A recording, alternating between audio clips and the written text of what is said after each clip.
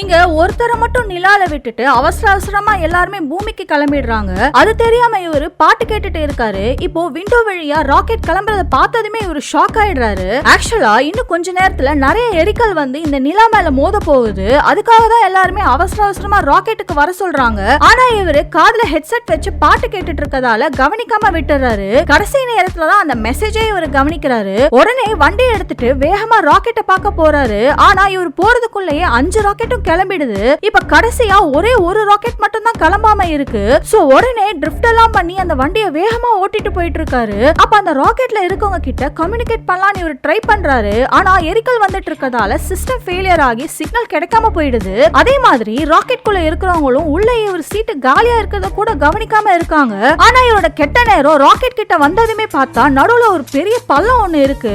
அந்த பள்ளத்தை சுத்திட்டு போறதுக்குள்ள ராக்கெட்டும் கிளம்பிடும். சோ ஸ்ட்ரைட்டாவே ராக்கெட்டை பார்க்க வண்டியை பறக்க விட்டுறாரு. அதுல ரொம்ப தூரம் பறக்க முடியாம பள்ளத்துக்குள்ளேயே விழுந்துறாரு. அப்பயுமே விடாம எப்படியோ கஷ்டப்பட்டு மேல வந்து பார்த்தா அதுக்குள்ள அந்த ராக்கெட்டும் கிளம்பிடுது. இப்ப அந்த ராக்கெட் கிளம்பின அடுத்த செகண்டே எரிக்கல் வந்து விழுந்து அந்த இடமே இப்ப சேதாரமாயிடுது. அப்பதான் எதுக்காக எல்லாரும் இவ்ளோ அவசர அவசரமா கிளம்புறாங்கன்னே அவருக்கு தெரியுது. சோ இவர் எப்படி தப்பிக்கிறதுன்னு சுத்தி முத்தி பார்க்கும் போதுதான் ஒரு எரிக்கல் விழுந்து குழி ஒண்ணு தெரியுது. சோ ஏற்கனவே கல் விழுந்த இடத்துல மறுபடியும் கல் விழாதுன்னு நினைச்சிட்டு அதுக்குள்ள ஒளிஞ்சுக்கலான்னு பக்கத்துல போறாரு. பார்த்தா அதே இடத்துல அதை விட ஒரு பெரிய கல்லா வந்து விழுந்து தெரிச்சு போய் கீழே விழுந்துறாரு.